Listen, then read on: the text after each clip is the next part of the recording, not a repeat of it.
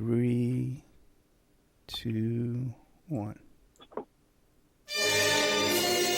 It's the Opperman Report.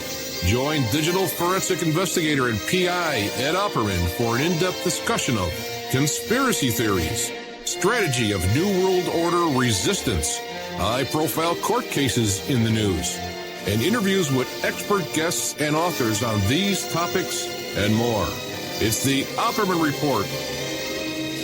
And now, here is investigator Ed Opperman.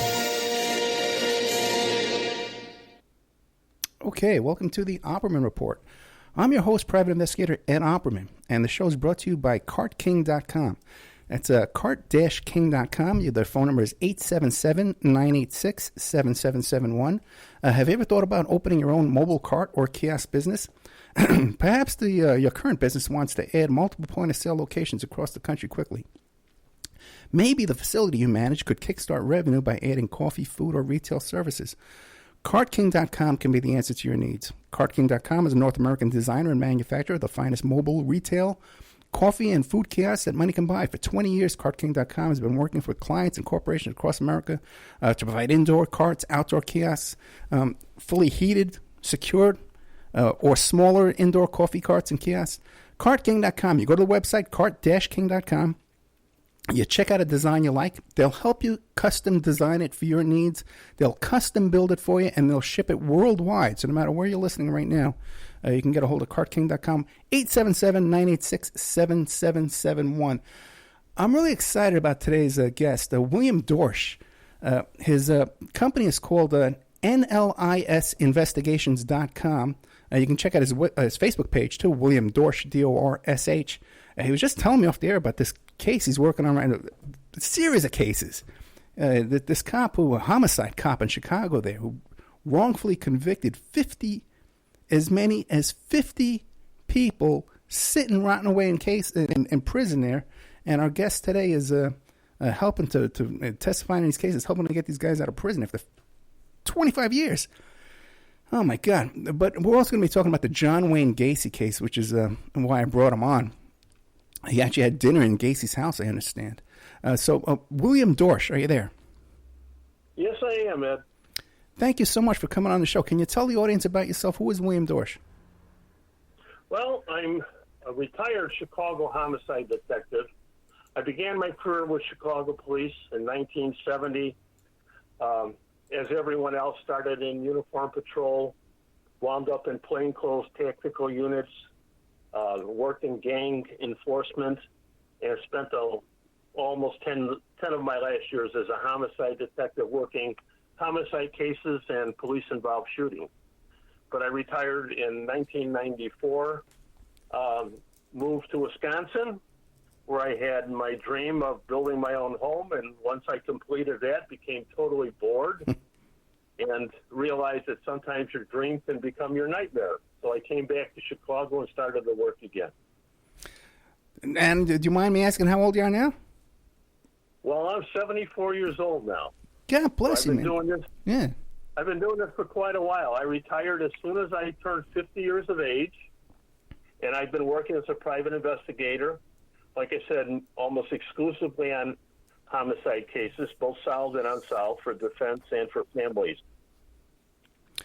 And you were telling me off there about Joaquin Rivera? No, it's Reynaldo Rivera. He's in the news quite a bit here for maybe the last 10 years. He's accused of perhaps putting as many as 50 people in prison who are believed to be innocent. I've been instrumental in helping Northwestern University Law School and various other attorneys who have taken on their clients who have been rotting away in prison. And I have testified 9 times already, both in state, county, and federal courts, about things that happened that when I was a Chicago policeman that identified Guevara as a bad cop. Now, when you were working with Guevara, you suspected that this guy was putting away people innocently? Yeah, well, it goes like this. I was a homicide detective, and he was in gang crimes. All right. He was in gang crimes. Okay.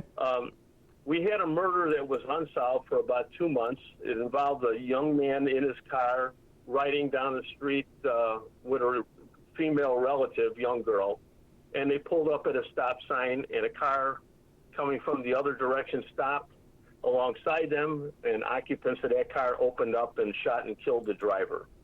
And the only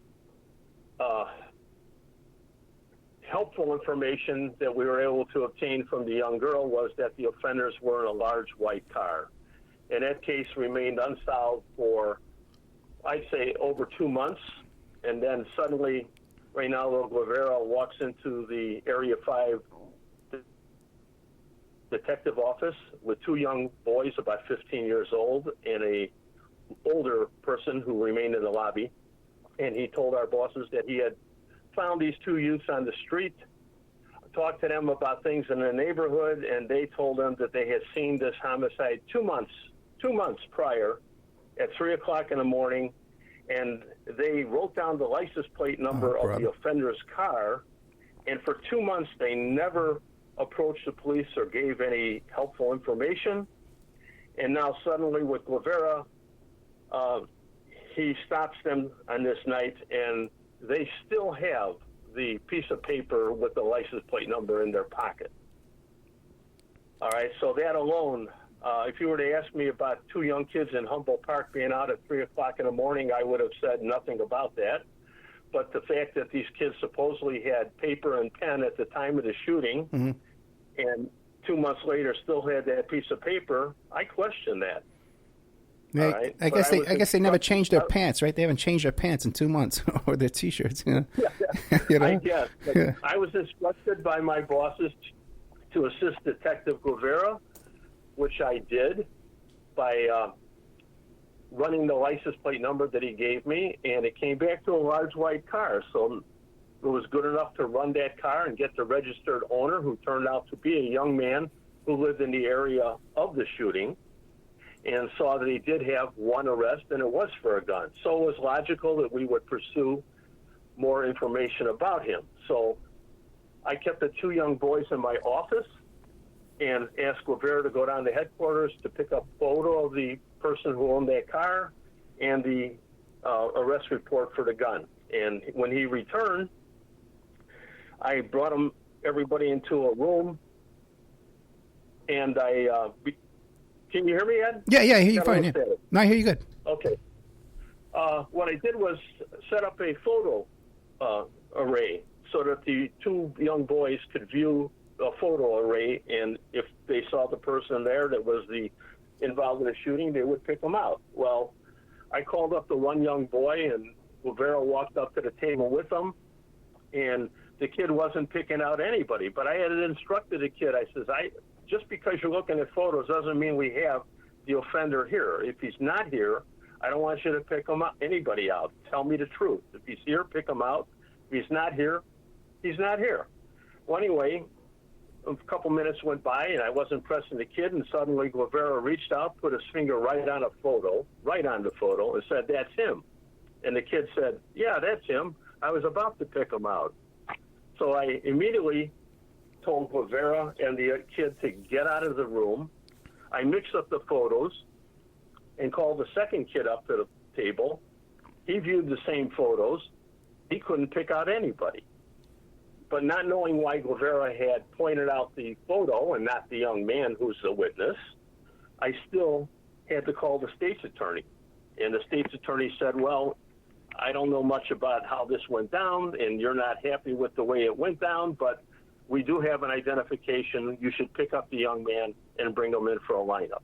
So the next day we did go out, pick up the kid, brought him in, 2 separate lineups. The kid that had seen him in the photo, of course, now can identify him, and the other kid can't. All right, so it turns out that what happened was I was unhappy with the way the whole thing went down, but he was charged. We put him in the lockup, and then the father of the man we arrested came in, and we told him that his son had been arrested for murder. The father immediately broke down and started to cry and said, "My son's a good kid. He wouldn't do anything like this. He works. He goes to school." And I said, yes, sir, but your son does have a gun arrest.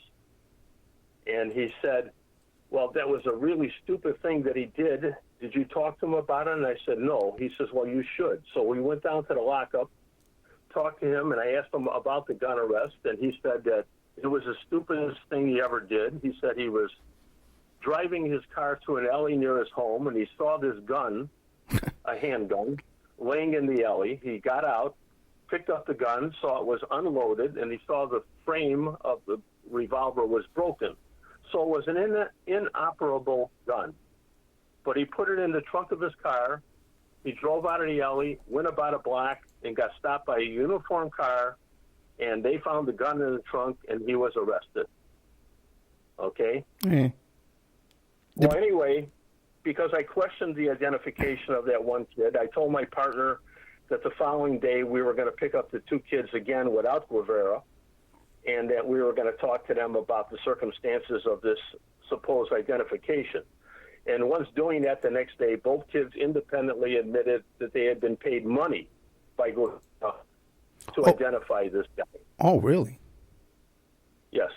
So, taking the kids down to the state's attorney's office, having them talk to the state's attorney, and I said, you can't charge this kid. He's not involved in this homicide. He's been set up, and these kids are verification that they lied. And the state's attorney said, yes, we're going to release them. And then I took the two kids home and drove back to my office. And when I got back to my office, my bosses were waiting for me. As what happened was, I guess, that the state's attorneys had called police headquarters. Police headquarters had called my boss at the detective division and merely told them that Dorsch had just been down here and he got the guy released that was previously charged with murder. And as soon as I walked to my office door, my bosses were standing there, and one of them said, Dorsch, what the blank are you doing? We're never going to solve this case. And I said, so you want me to put an innocent kid in jail for something he didn't do? And I was ordered not to do any paperwork further on that case. And so what happened was that case remained unsolved, although they said they were going to be able to declare it solved based on the fact that I had made an arrest and gotten a criminal booking number, but there would be no reports written and no knowledge would be made that I had gotten the guy released from court. And so that case, years later, brought me back to Northwestern University Law School, and talking to Jane Raley, who headed the Innocence Project, I wound up, after that, testifying 9 times in both federal and state courts, in courts and in depositions about that incident and my knowledge of Guevara. And how many people have you gotten released? Well, I think right now, just from Guevara, we've got probably a dozen released with more to come. Oh, boy. Well, God bless you for that, man. Just the idea of being locked up in prison for something you didn't do is horrific, Yeah. And then, okay, let's get into the Gacey thing. How did you get involved with the Gacey case? John Wayne Gacey. Well, it's sort of like this. My wife at the time was working for an insurance company in Park Ridge, Illinois, and they would handle, of course, some homeowner claims where damage had occurred, maybe fire, maybe flood, whatever. John Gacey lived nearby. He was a independent contractor. And he would come into the office, and he would pick up some of this repair work. And he'd go out and do the repair jobs, come back to the office, and my wife would pay him. And then she came home one day and said, hey, we're invited over by this guy's house. His name is John Gacey. He's married. He lives in a suburb Norwich, close to Chicago. And we're invited over there. Well, I never had met him before, but okay, we went over to Gacey's house on Summerdale Avenue. And I believe most certainly that it was in 1974, either in January or February. And I say that because I remember specifically that my wife was pregnant with our second son, who wasn't born until April of 74. So I remember the house in great detail. But I mean, went to the house, spent probably 4 or 5 hours there. Gacey was very congenial. He asked a lot of questions about police work. We shot a little pool. We had some dinner there. sat at the bar and so forth and so on. And, we had conversation. Of course, when you're meeting somebody for the first time, things come up about your work, where you live, and so forth and so on. And during that conversation, he asked me where we were living, and I said we were living in Chicago near the intersections of Elston and Milwaukee. And he says, no kidding. He says, the building at Miami and Elston over there, he says, that's a 5-flat building. There's 5 apartments in there, and I've been the caretaker of that building for many years. Well, I walked that area nightly, daily. I went my dog, and I would drive in and out of the alley with my car as I went to work and came back. And if he had been there, I never paid any attention to him because I didn't know him. All right? But after this one and only time that I had been to his house, I now knew who he was. We didn't bond as friends, although he did invite me back, which I'm certainly very happy I never did. All right? But he did invite me back to his house. And, of course, like I said, now I knew him on sight. So occasionally when I would be walking my dog and to go out of the alley and past the building where he was the caretaker, I would see him out there, and sometimes he'd be with kids, young boys. And we would have brief conversations, how you doing? Very short, basically. And it would just go like that. And then one night at about 2, 3 o'clock in the morning, I'm returning home from work, and I turn on this off of Milwaukee Avenue to turn into my alley, which would take me right past the front of the building that Gacey takes care of. And lo and behold, who steps out from between a couple of parked vehicles into the street is John Gacey. I recognize him immediately. I stop my car. First, I know he doesn't live there. He lives in Norridge, but he is a caretaker. So I rolled down my window. He recognized me, walked over the car, and I said, John, it's 2 o'clock in the morning. What are you doing here? And he had a shovel in his hand. All right? It wasn't a snow shovel. It was a long spaded shovel. All right? And he sort of giggled and said, well, Bill, not enough hours in a day. You got to get it done when you can. And so, I just said, okay, John, have a good night, and went home and thought nothing more about it. And then I would say, well, in 1978, lo and behold, as it happens to people, every now and then you might be watching the news or read the newspaper, you pick it up and you recognize somebody in the news. And my wife called me at work and said, hey, look at the news. John Gacey's been arrested. He's been arrested for murder. All right? And then taking interest in that and following the news over the next several days where they're pulling up bodies daily from underneath his house on Summerdale, I said, you know what? Maybe that innocent meeting with him at 2 or 3 o'clock in the morning where I saw him with the shovel, maybe there was something more to that. So I contacted not my detective office. I was a patrolman at the time because I knew it was the Cook County State's Attorney's Office that was handling the case because it wasn't in Chicago. I gave them the information about that encounter with him with the shovel, and I said to them, you better go over there and talk to some of those people in that building because I'm sure that they have some information that might be helpful. It may be nothing, but you should look. I mean, they're pulling up bodies every day. And so I left it at that.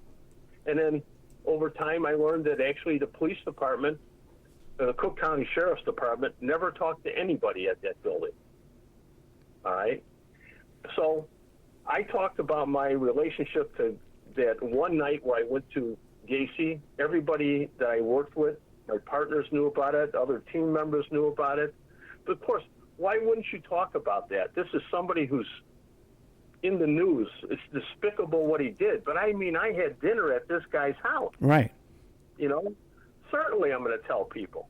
All right. So I went, and my bosses all knew about it. It went all the way downtown. They all knew about my saying about Gacey eating there and about my suspicions about that one encounter where he had the shovel.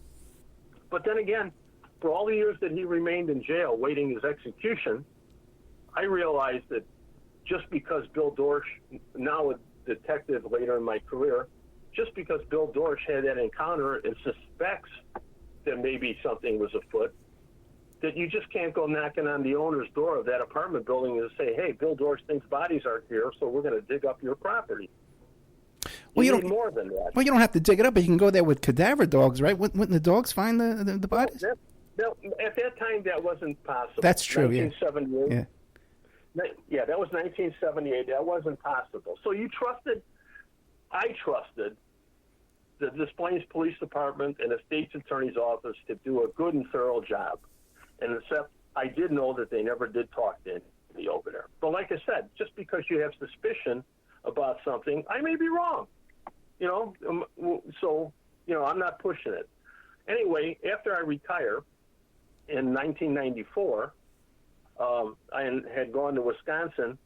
I was asked to come back by the Better Government Association of Chicago, as they wanted to talk to me about the Brown's chicken murders. I don't know if you know about those that happened in the suburbs of Chicago. No. But that's where 7 people were murdered that worked there.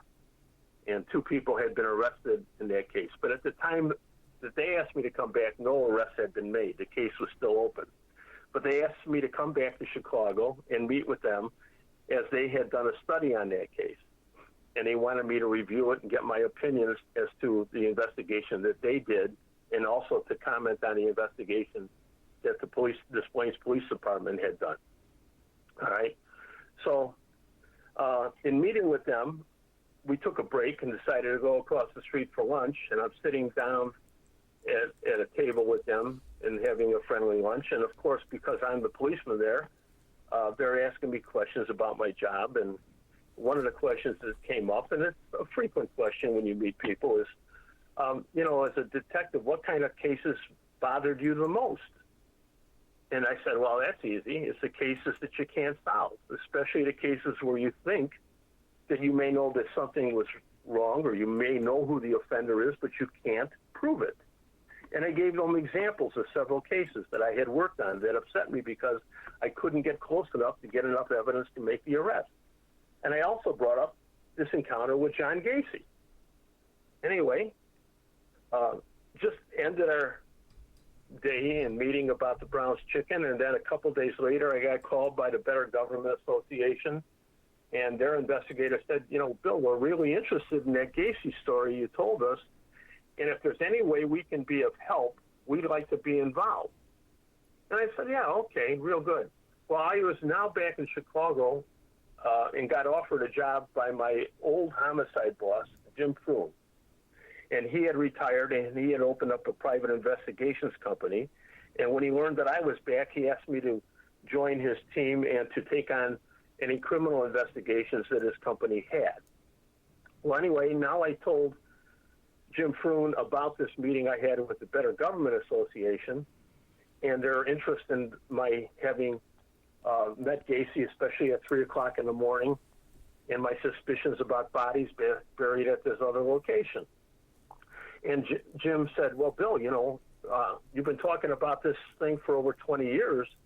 Gacey's now dead, but why don't you put some time into it and see what you can do?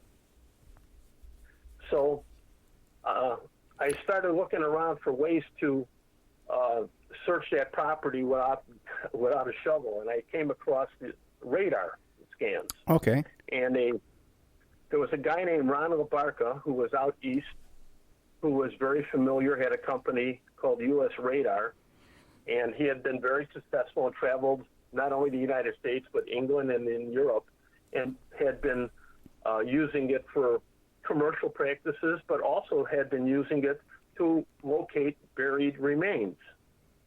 Okay, so I contacted him. He explained the process to me. I told my boss, Jim Froon, about it, and he says, boy, we'd like to meet this guy.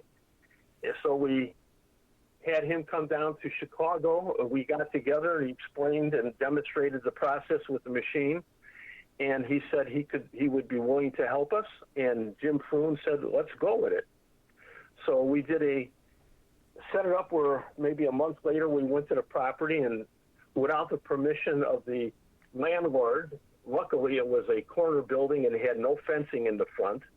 We just set up the machinery and set about going across the parking lot and the front lawn and did the whole 9 yards without anybody ever coming out and challenging us. All right?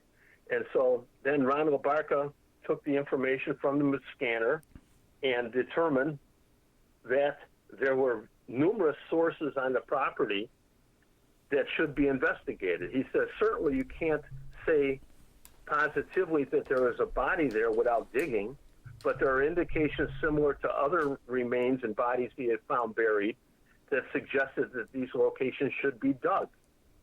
So my boss, Jim Froon, says, Bill, we're going to move on this. You've been talking about it for so long. He went down and he talked to the Chicago Police Department, and the bosses there, who we were all familiar with, and they too said, well, Dorsch has talked about this for a long time. We're willing to help in any way possible. Let me ask you a question. We're going to have to take a commercial break, but a quick question before we go. Who was footing the bill for all this? Ron LaBarca and Jim Froon. Just out of their own pocket? Yes. On speculation? Yes. And how much were we talking here? Well, you're not talking except anything but for the travel. I mean, the agreement was between Ron LaBarca and Jim Froon as to how he was going to be compensated for coming into Chicago to do the scan. Okay, I wasn't involved in any of that. Okay. All right, let's take a little commercial break, okay? We're here with fascinating stuff, man. I got to tell you. We're here with the William Dorsch. His PI investigation company is called NLIS Investigations, and there's a website, too, nlisinvestigations.com, but you can find him on Facebook as well. We'll be right back with more of William Dorsch after these messages. And now a word from our sponsors. Check out CartKing.com, 877-986-7771. Have you ever thought about opening your own mobile cart or kiosk business? Perhaps your current business wants to add multiple point-of-sale locations across the country quickly. Maybe the facility you manage could kickstart revenue by adding coffee, food, or retail services, like let's say you own an office building or a warehouse. Put one of these carts there in the lobby. Well, CartKing.com can be the answer to your needs. CartKing.com is a North American designer and manufacturer of the finest mobile retail coffee and food carts and kiosks money can buy. For 20 years, CartKing.com has been working with clients and corporations across America to provide indoor and outdoor carts and kiosks for any application. From large, heated, and secure outdoor retail or food kiosks to smaller, more mobile coffee kiosks or coffee stations, coffee carts, CartKing.com designs and builds them all. Carts and kiosks are fun, and so are the dozens of designs on the website, CartKing.com. Please visit today at CartKing.com or just call them at 877-986-7771. Tell them Ed Opperman sent you and you get a good deal. Remember, all these shows on Awake are brought to you by emailrevealer.com. You can go to emailrevealer.com and get a copy of my book, How to Become a Successful Private Investigator. You also do all the kind of different services for you. Online dating service investigations called an online infidelity investigation. And that's where you give us your husband or your boyfriend, your girlfriend's email address, and we trace it back to their online dating websites, and we return a list of all the dating sites that email is registered to. We can expand on that investigation and trace it back to porn sites, escort service sites, swinger sites, gambling websites, and even prescription drug websites, and all kinds of digital forensics, computer and cell phone digital forensics, where we can recover deleted content from an email or a hard drive and produce a report for you that you can use in court. That's emailrevealer.com, or you can contact me at oppermaninvestigations@gmail.com. The Opperman Report is brought to you by SubhashTechnosis.com. Subash Technosis is a search engine optimization and website design company. They're located in India, so you know you're going to save a lot of money and get top quality service. They offer all sorts of business process outsourcing, data entry, banking BPO services, recruitment process outsourcing, software testing, offshoring, research network, customer care, press release, content writing and distribution, and much, much more. Now, you can get a hold of Subash Technosis by email at info@subashtechnosis.com. Their website is www.subashtechnosis.com, and their Skype is ANUSHASUBASH.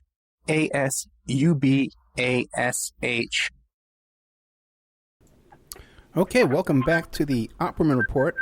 I'm your host, Private Investigator Ed Opperman. We have Private Investigator William Dorsch on the line with us here. He's telling us a story about the John Wayne Gacey case and how he located another building where he ran into Gacey with a shovel Then we found another guy who was an expert in ground penetrating radar. They went down there, and they found some anomalies under the ground. Is that where we left off? Yes, sir. Until I started asking you who's paying for all this, but okay, but go ahead. So what happens next? I got to tell you, the last guy that came to me, a young man came to me, wanted to know a little bit about Gacey. He spent a total of 63 hours with me over a period of many days, and he still didn't get the whole story. So I believe it. I believe it. So what happens? What ultimately happens at this property? Well, what happens is, like I said, Jim Froon comes back after meeting with the upper brass at the Chicago Police Department and tells me that they're on board. They said anything we can do to help, we'll do. That we're going to set up a meeting with them and we're going to move on it. So I said, well, wait a minute, Jim. We don't want to just make this a real big newsworthy item first. We're only going. I'm the guy here now who's saying, don't rush. We should do this quietly. I mean, what I understood was if you go there and you dig the property and you search the property and maybe you do some digging and you find the body, you've accomplished something that just proves what I thought. But if you go there and you don't find any bodies, if you don't make it public, you've at least done your work and you could walk away without it being a big news item. And the homeowner's protected. Okay? Gotcha. So I told him, let's do this quietly. And anyway, it didn't work that way. So he had a meeting set up with the Chicago police, very people I had worked with, detectives, sergeants, and so forth, and even state's attorneys. And they came down. I had prepared an introductory memo for them on my contacts with Gacey and my suspicions, and told them who had lived in the building and who they should talk to and what these people had now said about Gacey when he was working there. And I was assured after the first meeting that everything was going to go good. Everybody's on board. And then about a week later, we have a second meeting, and everything changed. Where the detectives who I had worked with, gone to dinner with, and everything else are just a couple of guys that I knew well. They were just standing there. The sergeant went into the room with Jim Froon and the state's attorney, and I'm left there with two detectives that I had worked with, and I said, hey, what's going on? What's all this about? And they said, Bill, we don't have any idea. We were just told not to talk to you. Okay. So whoa. Now I know something's really wrong. Well, I go up to the second meeting, and we have this state attorney, female, who I had done trials with, Demacopoulos, and she's was sent there by the state's attorney's office to talk to me. And right away, she starts challenging me about my information. And I said, hey, I've been talking about it for 20 years. If you don't want to do it, don't do it. I said, I know it's only my suspicion, but this is what it is. You at least should talk to the people in the building, as I have. And I had presented them with information. And they walked out and left, and I went back downstairs, and I talked to Jim Froon, my boss, and Rocky Rinaldi, who was a sergeant working for Froon, who had also worked with me. And I said, what the heck is going on? And they said, Bill, you don't understand. He says, they're scared. I said, what are they scared about? This is our job. I wouldn't be the first detective that ever dug a hole and found nothing. It's your job. And they said, Bill, they don't want any bodies. There were no bodies found in the city of Chicago. They were all found in unincorporated Norridge, and they don't want any of Gacey's bodies. So I said, what do you tell me? They're not going to do this? And they said, no, they're going to have to do it because the Better Government Association is involved. Because they were working and wanted to know everything was going on, and they were upfront with the city of Chicago about it. Well, anyway, as time was going on, I was getting some feedback from other detectives that I had worked with when I was there, and they were telling me, Billy, they're not going to do it. They're going to fake it. They're going to pretend to do it. Really? And I said, no, they can't do that. I says, but the thing had become public, and it wasn't through me that the building was identified before the search. In 1998 is when the first supposed dig at that site went on. And what was done was Ronald Barca from U.S. Radar, who had done the first search for us, was brought back by the city of Chicago and he was told that he could search the property, but only certain areas of the property. And he argued and said, no, we have the other areas too, because I have indications that something might be there. And they told him, no, you're going to do it our way or not at all. Well, anyway, he did the search with his machinery. And when he was done, he was hurriedly taken off and put into a car and driven back to the airport. All right? And there were thousands of people lining the streets over there. I didn't go to the search that day, Ed. I didn't go. And I didn't go because I was told by Jim Froon that I was going to be arrested if I went there. All right? So, anyway, they did their search. I'm sorry for that fax machine. That's okay. They did their search. I wasn't there, but after the end of the day, the boss on the scene came up and told everybody, told the reporters, we've done a thorough search in the investigation. This scene is closed forever. There are no bodies here, and everybody walked away. Wait, now I'm a little confused. Okay. Is this the same search that you did with your guy, or this was a separate search? No, this is the same guy, but a second search. Okay, gotcha. Okay, the first one was without the police department. Okay. First time was without the police department. The second time they brought Ron LaBarca back. Okay. So anyway, now it became news that the search had been done and there were no bodies there. Case closed. Well, Ron LaBarca sent me a letter weeks later, and I still have that letter, and I have many copies of it. And in the letter, he says, Billy, he says, this thing was wrong from the get-go. They wouldn't let me search certain areas. I protested. And he says, in the letter, it said, he found enough anomalies consistent with bodies found by him in other locations on other work sites that he had done that suggested that bodies may be buried there. And he said there was enough evidence there that should have sent a detective running to a hardware store for a shovel. He says, but they didn't want to find anybody. No, okay, now, has there been any searches since that time?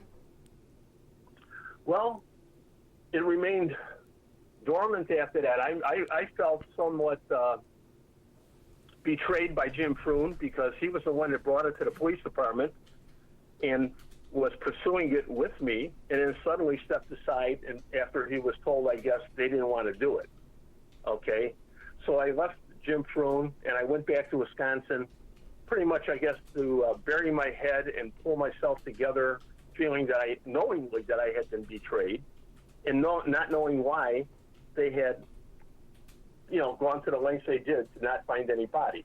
I mean, I like I said, I couldn't understand it. If you're the police department, your job is to get to the truth. And if it means you have to dig up a little bit of property and you find the bodies, you've done your job. And nobody can criticize you. You've done it. Even if it's years after the fact that Gacey got arrested, you've acted on it. You couldn't do it before just because Bill Dorsch thought there were bodies there. But now you've got the radar scan. Well, let me ask you this. Have you ever contacted the owners of the property and just said, hey, can we go there and search? Oh, yeah. Okay. And what do they say? No. No. They're not involved. They don't want to do anything. Okay. They don't want their property dug up. I told them I would buy them a new lawn, put in new fences. Really? And nobody wants to go there. Anyway, it wasn't until years later that I came back that we had a second search done, but it was after things evolved again big time in the news about that site.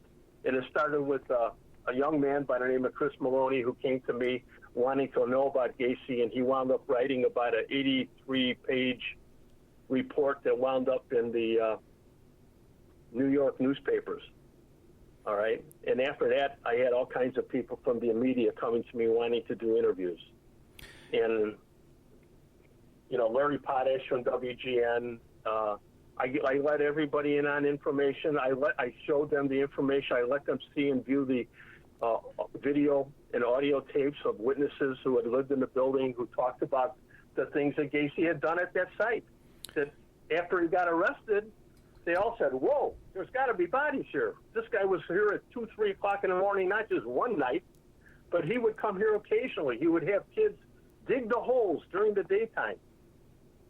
And those holes would remain empty for days, sometimes weeks. And then suddenly you would wake up and the hole would be filled in and there'd be a flower or a small bush inside planted. And when I got to talk to the people that lived there, one of the tenants said, these were grave-size holes. I says, wait a minute, you're planting a flower in a grave-size hole? He says, yeah, that's why we believe there's bodies there. These were grave-size holes. One of the young boys, whose mother used to go over there to visit, said that he and his friends used to jump into these open holes and play army. He says, you could get 2-3 of us into a hole. And he said, we used to pretend we were shooting at each other. He says, so those holes were there. But the police didn't want to talk to these people. They were forced to finally by me because of the pressure of the media and me getting those tapes out there. But they didn't even want to meet with the people. It took a year for them to meet with the people. So you have statements from these witnesses? Yeah, I got videotapes. On videotape. And the cops are still refusing to search property. All these years later? They didn't want to do it. They fought like hell not to do it. They didn't want to go there. But let me get to you something that really spurs me on. Okay. Here. All right. I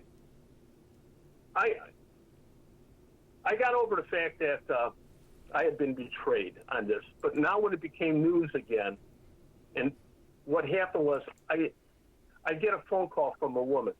Her name is Sherry Marino, and she says she had seen me being interviewed on the local TV news stations, and she says she just felt that there was a need for her to contact me. And I said, well, sure, what's it about? She says, my son, Michael Marino, is one of John Gacey's victims. And I said, whoa, yes, I remember the name. And she says, I would like to come and talk to you. So I said, okay. Now, we set up the meeting, but before she got there, I remember talking to my wife, and I'm saying, maybe I just rubbed this, opened the old wound for this woman. Years later, now we're talking about the death of her son. Maybe she's mad at me. I don't know what to expect when she gets here, all right? But anyway, she comes in with her daughter, and they sit down, and I ask her to tell me why she's there, and she says, well, here's what happened. She says, my son, Michael, was 14. He was a good kid. He lives in Uptown. We lived in Uptown. She says, I still live in the very apartment that I was living in the day he disappeared. I have never moved from that apartment. She says, and the reason I don't believe that my son, Michael, is one of Gacey's victims. Okay? And I says, well, he was identified. She says, but it didn't go down like that. She says, when my son went missing, he went missing with another friend of his by the name of Kenny Parker from Uptown. She said, I reported my son missing to the Chicago police. And she says repeatedly, daily almost, then, every couple days, she would go back to the 20th District. She would go to the Detective Division. She would go to the Youth Division. She would want to talk to the officers assigned the follow-up investigation on her missing son. And she said they would tell her things that, we're looking for him, but they got tired of her coming in, she said. And she said one day she went into Area 6 at the time at Belmont and Western, went to the youth office, and she asked to talk to the officer again who was assigned her son's investigation. And he walked up to her and said, oh, yeah, you again. And he says, Mrs. Marino, you must have been a terrible mother. Oh. And she was flabbergasted by that. She says, what are you talking about? She says, I saw your son on the street, and as soon as he saw us, he ran away. He says, you must have been a terrible mother. He didn't want to come home, and I'm not chasing him. All right? So she was flabbergasted with that. But she was living with that, but she never stopped looking for him. And now Gacey gets arrested in December of 78. Immediately she says, God, they're finding victims, and some of these victims are from Uptown. So she goes to the police, she goes to the 20th District, she goes to the 19th District, the state's attorney, the youth division. She says, what can I do to help you? My son's missing. They said, well, we need records. She says, well, all I have is some dental records from him. And she submits that to him. She submits the dental records. All right? And she's never contacted about it. Nobody ever tells her we've checked the records or we didn't check the records. She assumes they're checking the records, and because they're not notifying her that her son isn't among the bodies that are found. And then she contacts the police when Gacey's going to trial, and they tell her, don't come down here, Mrs. Marino. You don't need to go to a trial. Your son's not a victim. We don't know where he is, but he's not among the bodies that are found. All right? So she doesn't go to the trial. And then about 2 months after the trial, she's at home, and there's a knock at her door, and she goes to the door, and it's two plainclothes detectives. And they said, Mrs. Marino, we want to talk to you about your son. His body has been identified, and your son is a victim of John Gacey. The trial's over now, all right? But now they're telling her that he's a victim, all right? She says, well, how can that be? You've had his dental records for 2 years, and you never identified him, and now you're telling me that it is him, and I'm supposed to believe you? She says, they said, for whatever it's worth, he's a victim.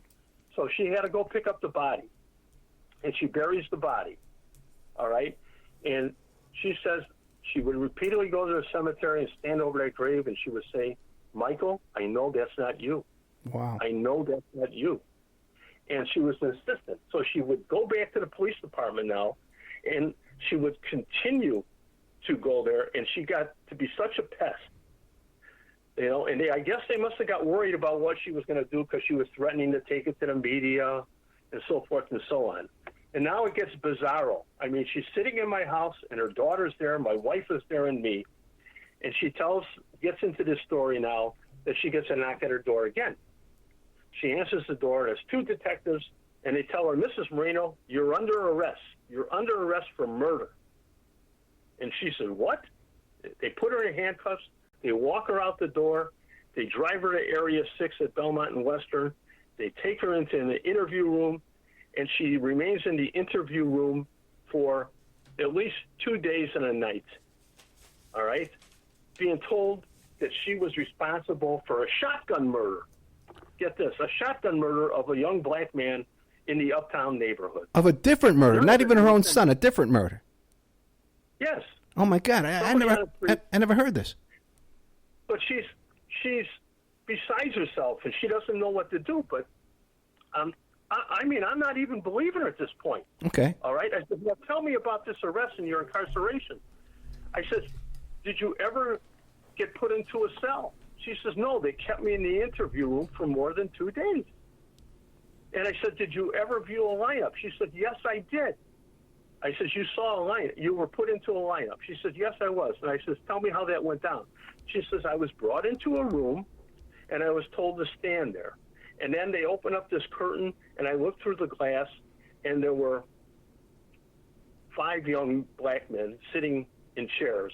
And one by one, they were brought up to the window across from where she was. They looked right through the window. She looking at her, or at least in her direction, and each of them said, that's her. And they went back and sat down. All right? And I'm thinking, this woman is out of her mind. She's telling me she got arrested for murder, and they're telling her it's a young black guy, and, you know, she's really despondent and this and that. And then it dawns on me. I said, wait a minute. First off, if you're in a lineup, you're the only woman? There's no other person standing next to you? She says, no, only me. I said, but you can see the 5 young black men. Yeah, I can see them. They're brought up to the window, and they look, and they said, it's me. And I realized, if that was true, that she can see them, then she's on the wrong side of the glass. Right.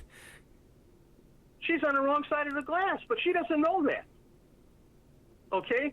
So what happens was, during the time that she's incarcerated, she had 2 daughters. One daughter was in the hospital, had surgery. The other daughter had gone to the hospital expecting the mother to meet her there the first night and to meet with the daughter in the hospital. Well, mom doesn't show up. Okay. The next night, she doesn't show up again. So the daughter goes over to the apartment where mom lives and goes there, and she can't find mom, and she comes down and talks to the security guard and inquires about her mom and says, have you seen my mother? He says, well, not since the police arrested her. She says, what? She says, yeah, they arrested her. They walked her right out of here in handcuffs a couple of nights ago. So she knew right away to go to Area 6 because she had gone there many times with her mother to question about the search for her brother. And she went upstairs to the detective in the youth division and said, do you have my mother here under arrest? And they said, no. Your mother's a pain in the ass. We don't want her here. She's a crazy lady. So she left. She walked downstairs. She went up to the desk and asked to use the phone, and they all knew her because she'd been there so often with her mother. They let her use the police phone to call for a cab. And while she's standing there, a detective who she knows walks in. And he walks up to her and says, "What are you doing here? Where's Mom?" Excuse me. Says, "What are you doing here?" She says, "I'm looking for my mom." He goes, "Why?" She says, "Well, she's been missing for 2 nights." She says, "Well, she's upstairs. She's in a room. I saw her." Says, "They told me she's not there." He says, "I'll find out what's going on." So he goes upstairs. She remains down at the desk. And about 15 minutes later, Mom comes walking down the stairs. And they both leave the building. And Mom never goes back to the police department again to pester anybody. Okay, but then she was never.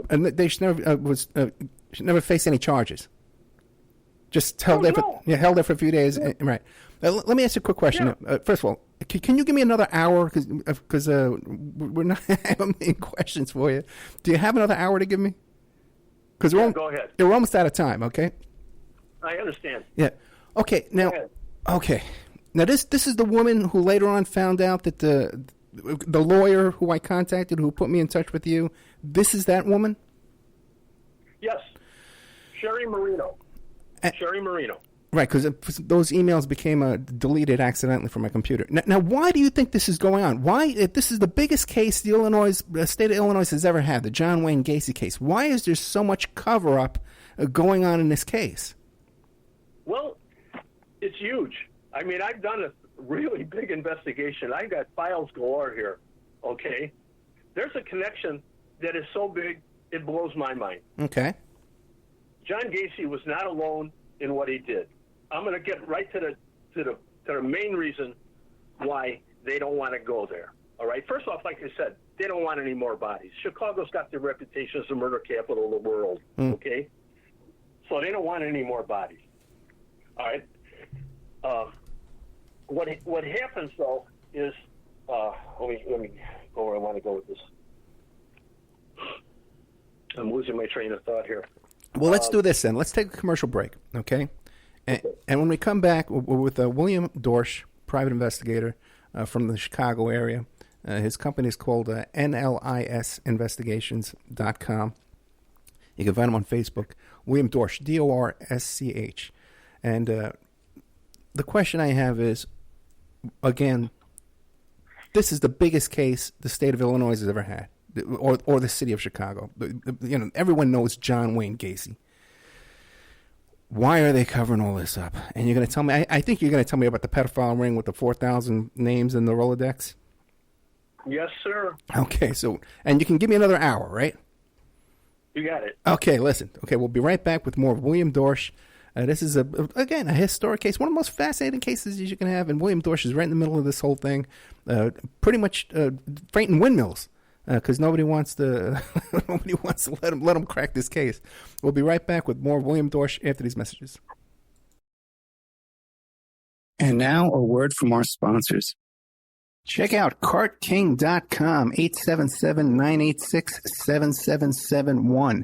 Have you ever thought about opening your own mobile cart or kiosk business? Perhaps your current business wants to add multiple point-of-sale locations across the country quickly. Maybe the facility you manage could kickstart revenue by adding coffee, food, or retail services, like let's say you own an office building or a warehouse. Put one of these carts there in the lobby. Well, CartKing.com can be the answer to your needs. CartKing.com is a North American designer and manufacturer of the finest mobile retail coffee and food carts and kiosks money can buy. For 20 years, CartKing.com has been working with clients and corporations across America to provide indoor and outdoor carts and kiosks for any application. From large, heated, and secure outdoor retail or food kiosks to smaller, more mobile coffee kiosks or coffee stations, coffee carts, CartKing.com designs and builds them all. Carts and kiosks are fun, and so are the dozens of designs on the website, CartKing.com. Please visit today at CartKing.com or just call them at 877-986-7771. Tell them Ed Opperman sent you and you get a good deal.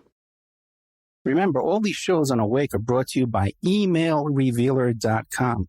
You can go to emailrevealer.com and get a copy of my book, How to Become a Successful Private Investigator. You also do all those kind of different services for you online dating service investigations called an online infidelity investigation. And that's where you give us your husband or your boyfriend, your girlfriend's email address, and we trace it back to their online dating websites, and we return a list of all the dating sites that email is registered to. We can expand on that investigation and trace it back to porn sites, escort service sites, swinger sites, gambling websites, and even prescription drug websites, and all kinds of digital forensics, computer and cell phone digital forensics, where we can recover deleted content from an email or a hard drive and produce a report for you that you can use in court. That's emailrevealer.com, or you can contact me at oppermaninvestigations@gmail.com. The Opperman Report is brought to you by SubhashTechnosis.com. Subash Technosis is a search engine optimization and website design company. They're located in India, so you know you're going to save a lot of money and get top quality service. They offer all sorts of business process outsourcing, data entry, banking BPO services, recruitment process outsourcing, software testing, offshoring, research network, customer care, press release, content writing and distribution, and much, much more. Now, you can get a hold of Subash Technosis by email at info@subashtechnosis.com. Their website is www.subashtechnosis.com, and their Skype is ANUSHASUBASH.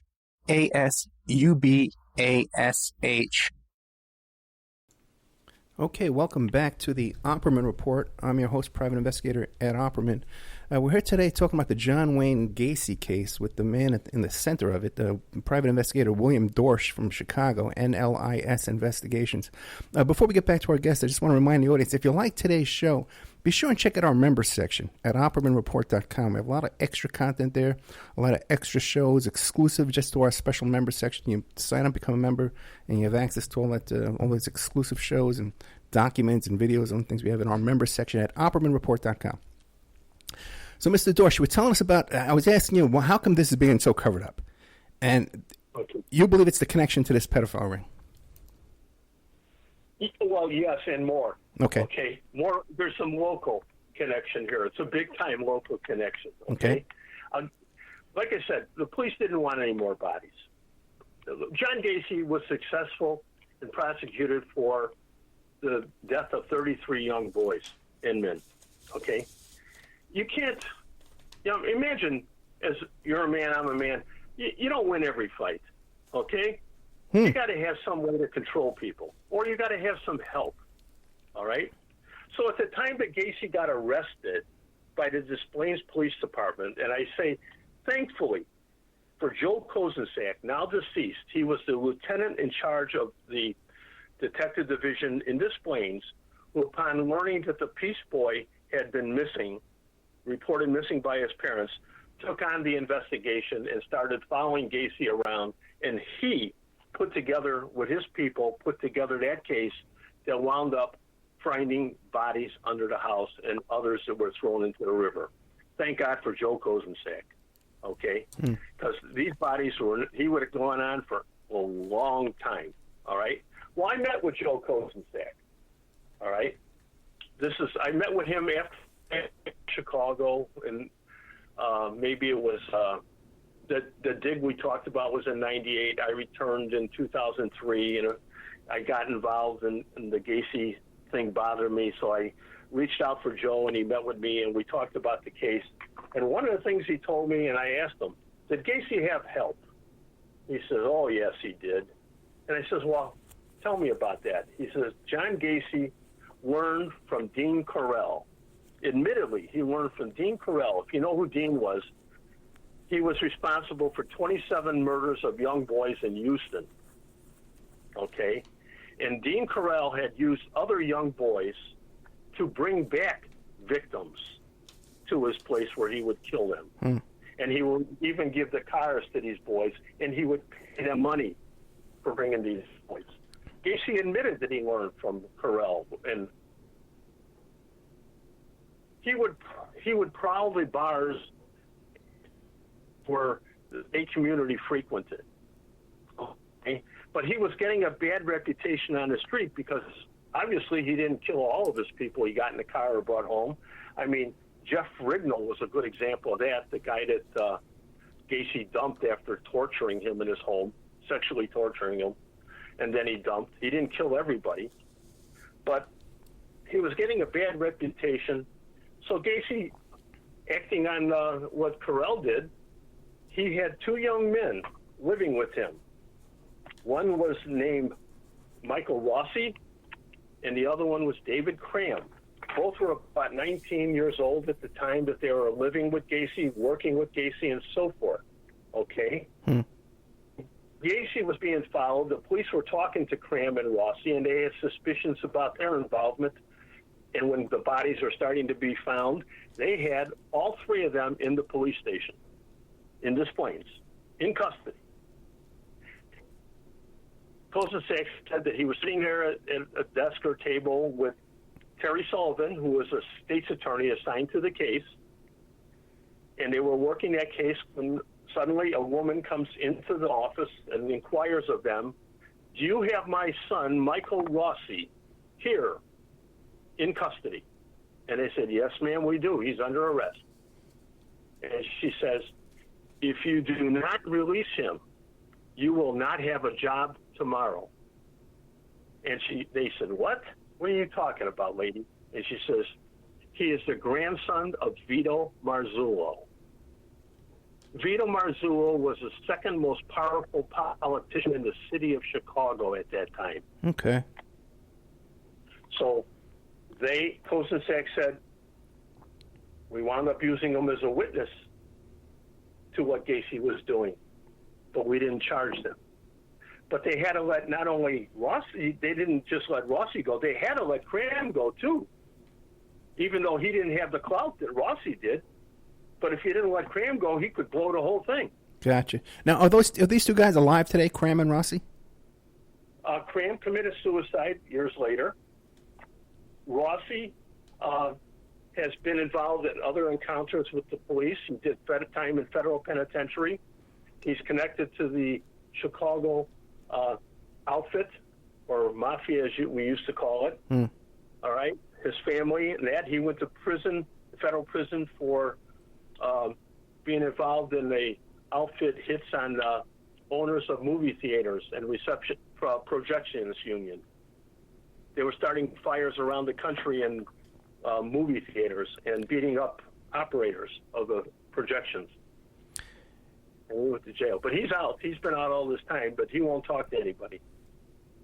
Hey, let me ask you one more question, too. Now, Gacey had a wife living in the house there, right? No, he didn't know. Yeah, he did. He was married a second time. But when I went there in 1974, he was already married to a second wife, Carol. And she was present during the entire time that I was there with my wife and one son. Like I said, my wife was pregnant with the second. But I met her only that night. She was very nice, polite. We had, Gacey, turns out he's a serial killer. He's congenial, Yeah. I mean, my God, I had no suspicions. As a matter of fact, a couple months after that one meeting with him, my wife, we needed some repair work in the bathroom. Some glass block windows had been broken. And the owner said, if you know anybody who can fix it, have them come over and fix it, and I'll pay them. Well, my wife asked John to come over, and Gacey came over with a young boy, about 18, 19 years old, and he told him what work to do, and he actually left the boy there to do the work, and he left. And before he got out of the building, he picked up a painting job on the first floor. Okay? So anyway, he was making money. He was good at what he did, and he was using all these young boys. And so he was there for that. But he was successful. Yeah. Nobody had a suspicion about him at all. Hey, what about this now? When you're having dinner with him, right, he finds out you're a cop. You know how people start saying, hey, do you know so-and-so? Do you know so-and-so? Did he know a lot of cops? No, not really. Not that he didn't mention. I know later on he talked about a detective he knew, but he didn't bring up, I don't think, any names. He wanted to know about me and the type of work I did, and it just so happened that just a couple of months prior, I was on the front page of the newspapers for making a bank robbery arrest by myself of two armed offenders. And that's what I guess one of the things that spurred him on to inviting us over to the house. Because he showed me the gun, he showed me handcuffs. but I don't, it's his house. I'm not it was just a thing. I wasn't bothered by it. Hey, what about this? Did you smell anything funny? No, but this is 74. Yeah. Okay? So he says he started in 74, and he says his first victim was a young man he brought home that he wound up stabbing to death. I mean, could there have been bodies in the house at the time I was there? I don't know. I knew what dead bodies, decaying bodies could smell like, but I didn't smell it. I had dinner there. We shot pool, had a few drinks at the bar, and I left. I remember distinctly parts about the house. I remember it was like a sunken living room. I remember a bar, pool table. I remember that he had a picture of like a Spanish conquistador, with the helmeted guy with the sword, and he had a Italian type of felt painting with some electric lights. It was a painting, but when you plug it in, there were like street lights that lit up in the painting. It was a thing at the time. All right. So I remember those things about the house. I remember the circular driveway, but I never went back there. Okay. But what happens now is, okay, let me go back from, I believe that Vito Marzullo connection to Michael Rossi is huge here. Okay. Yeah. But what spurred me on to wanting to investigate more was when I said to my wife, the story that Sherry Marino, how she was handled by the Chicago Police Department, I mean, there's got to be more here. But anyway, what I had done with Sherry is the day she was at my house, I said, how can I help you? She says, I want the autopsy report. Did you see the autopsy report? She says, no, I was told I can't see it. And she accepted that. She said she talked to the coroner at the time and asked if she could see it, and was told no. And she accepted that. She didn't know that she had a right to see it. Okay. And so I said, here's what we're going to do. I says, you meet me down at the morgue tomorrow, and we're going to go in there, and I'm going to talk to Nancy Jones, who heads the morgue, because I know her, and we'll make an inquiry for the autopsy. And she met me there the next day. I introduced her to the staff there, and Nancy Jones was advised why we were there. And she said, yeah, no problem. Let her fill out the forms, Bill, and we'll get back to her in about 5-6 days, and she can have the autopsy report. I said, okay, thank you, Nancy, and we left. Well, it wasn't but the next day, I get a phone call from Nancy. And she says, Bill, I want to talk to you about that. And I said, yeah, I wanted to talk to you anyway. I had other information to give you. She says, well, we found the report, and I wrote Mrs. Marino a letter telling her that there's no need for her to come down here to see the report. I have viewed the report myself and confirmed that it is her son. I says, Nancy, that's not sufficient. She's got a right by law to see the autopsy report. That's what she wants to do. That's why we came down there. And Nancy Jones, who I know from my other work down there, says, Bill, why are you doing this? And this is simple. The woman is trying to find out and verify if the body she was told, after 2 years of being told her son's not a victim, suddenly told it is a victim, but she doesn't believe it. She wants proof. She says, Bill, you're going to get an awful lot of people very mad at you if you continue to pursue this.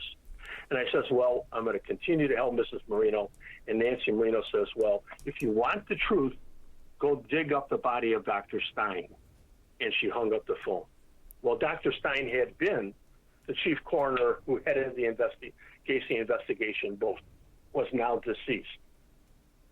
Okay. Well, let me ask you a quick question. Now, how could, if the next day, do you think there was like a note inside the autopsy report saying, "Hey, don't ever release this because there's something"? How would she know that there was a fix in so quickly? Well, I think Gacey is such a huge thing, as you said. It's a huge crime. I mean, this is the city of Chicago. These people are all connected. Yeah. I'm sure that she just said, "Hey, we have this inquiry from a person now who wants to know if her son is a victim." And she's told what she was told, and she relayed that information to me. But did Mrs. Marino ever get the letter that she said she mailed to her? No. No. Did you ever get the autopsy report? We did later, but only because after that in phone call with her and realizing that I wasn't getting anywhere, I told Mrs. Marino, that I would still help her. So I went to the office of Steve Becker, and I said, Steve, this woman does not have any money. She can't afford legal services. But I sat down and I put out everything that I knew about Gacey and everything else, and what Mrs. Marino had told me, and said, please help this woman. And he graciously took on the case, okay? And I remained connected with him and helped him and his partner at the time as they pursued that case. And he was instrumental in getting the autopsy. I ran down the families of not only Michael Rossi, but not Michael Rossi, but Michael Marino, but I also ran down the family of Kenneth Parker, who was also said to be missed, who was identified years later on the same day as Michael Rossi. Okay. So that's how it got to Steve Becker. All right. And he took it right into the courtroom, and they fought him. And the judge said, basically, she told the city attorney, wait, how can you deny the woman the right to exhume the body of what is her own son? If it's her son and he's buried in a grave with his name on it, and she wants to exhume the body, she has that right, and the city's fighting the exhumation. And then we know that what happened after that. The DNA testing showed that it is not the body of Michael Marino. What do you believe is the reason that these bodies were misidentified? It wasn't by accident, right? It was to cover something up. What was going on there? I think it was a matter of trying to shut her up.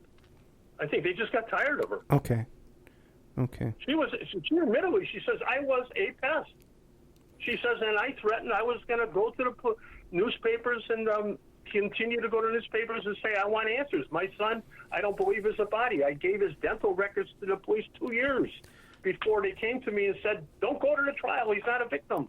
And to this day, 2 months later, they say he is. And to this day, her son's body is still missing. It hasn't been accounted for, located. Right. And we also had the body of Kenny Parker exhumed, too, thinking, well, maybe because they say they were found on the same day, these two bodies were found under Gacey's house. Right. That perhaps they were switched, okay? And it turns out the other body isn't Michael's either. Now, what about Kenny Parker's family? Have they been harassed like Marino has? No, they never followed up on it at all. Uptown was an Appalachian white community at the time. Gotcha. And there wasn't a lot of connection for the family to the case after he went missing. And I went out and I did it for Steve Becker. I pursued the family, and they were basically not interested. They said, we just want to accept it as it is. We want to move on. We don't want to go back there. Gotcha. Now, what is the connection to this? It was called the Delta Project or something like that? Well, there's a whole mess here. Like I said, after Sherry Marino told me that story and what happened with the city, I decided to start pursuing further. Okay. And I have tons of information about the connection of Gacey to other pedophiles who actually worked for him. One wasn't known. He's deceased now. His name was Philip Paskey. There was another young man that worked for Gacey who had a prior homicide arrest. And yet the city of Chicago knew that he was the sheriff's department knew that he was an employee of Gacey's, but they never went out to interview him. Wow. Okay, and yet he has a prior arrest for involvement in a homicide. And then there were people within the gay community that were literally bringing bodies people to Chicago, young boys, to meet with Gacey. And then they would disappear. And I followed up all those things. I followed up these people. I met with them and I did my interviews with them. Has this information you have, has this been published or broadcast anywhere previous to this?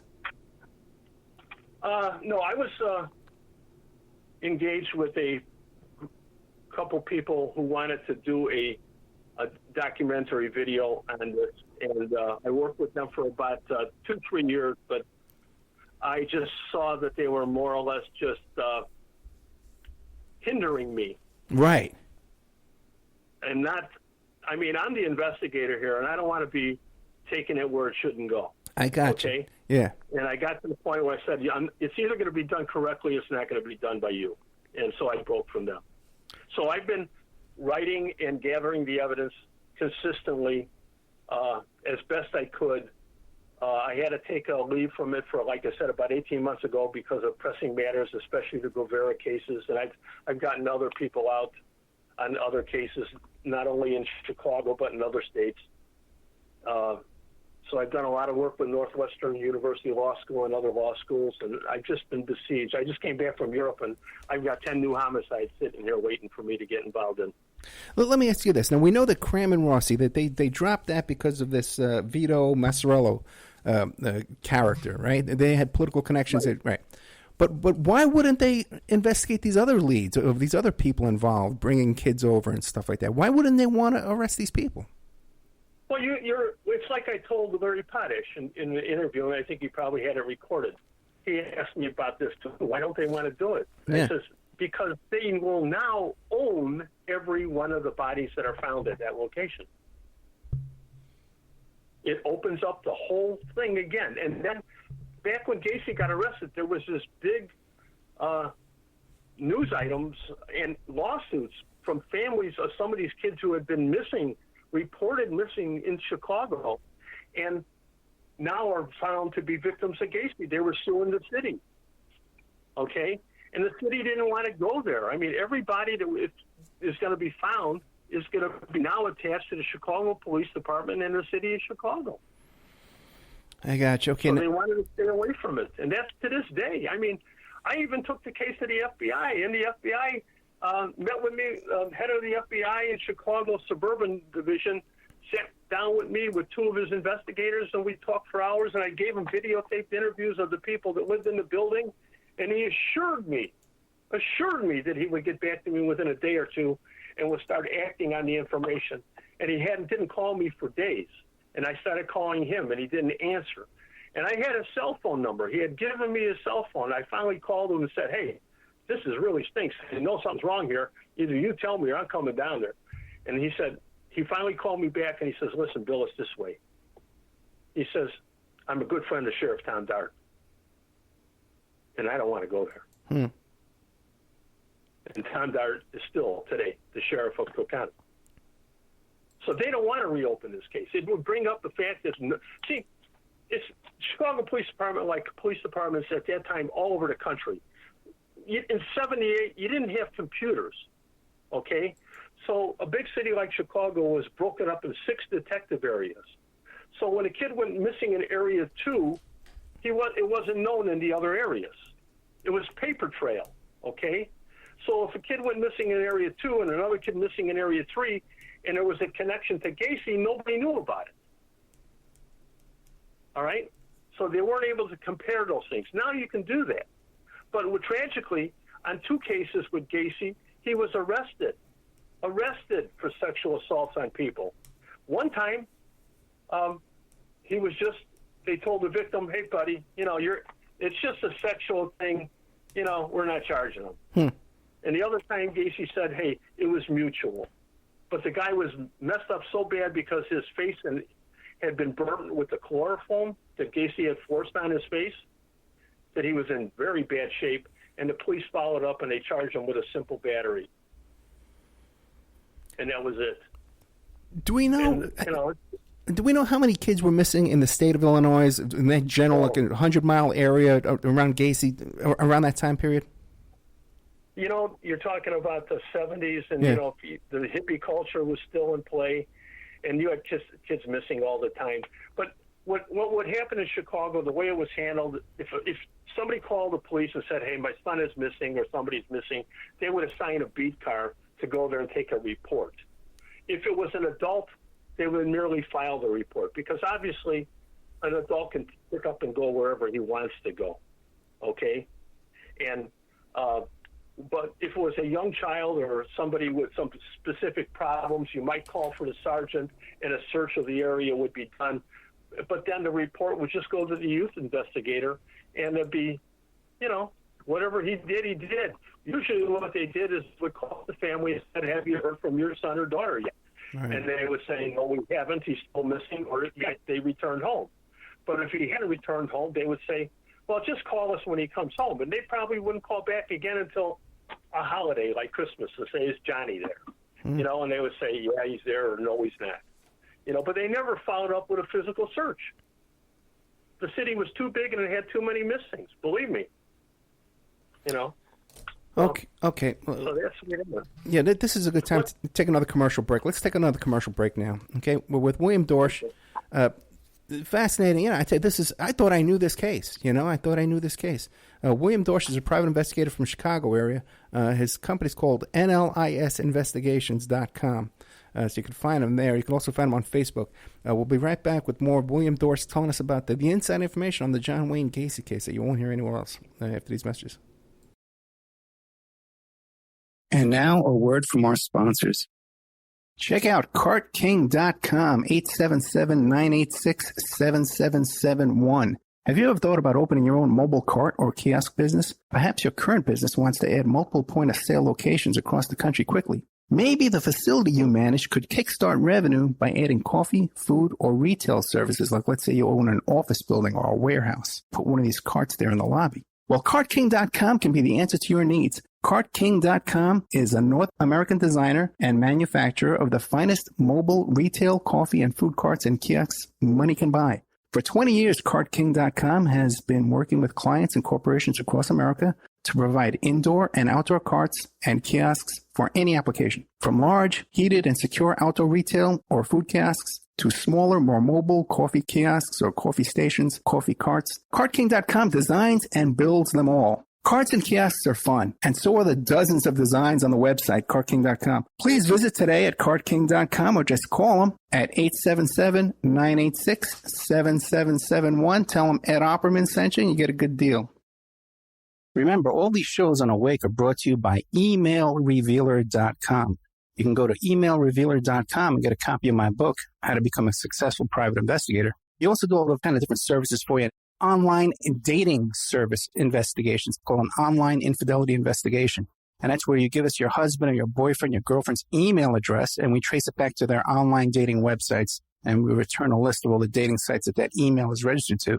We can expand on that investigation and trace it back to porn sites, escort service sites, swinger sites, gambling websites, and even prescription drug websites, and all kinds of digital forensics, computer and cell phone digital forensics, where we can recover deleted content from an email or a hard drive and produce a report for you that you can use in court.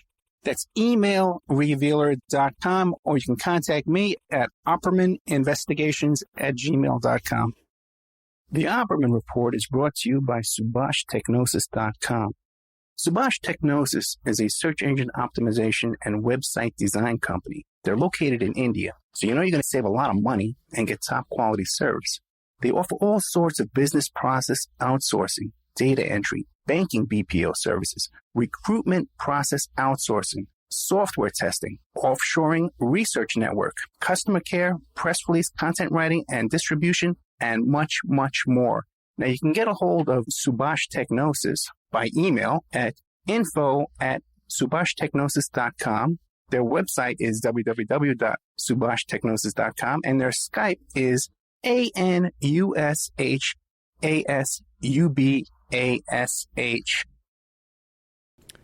Welcome back to the Opperman Report. I'm your host, Private Investigator Ed Opperman. We're here with Private Investigator William Dorsch from the greater Chicago area, NLIS Investigations.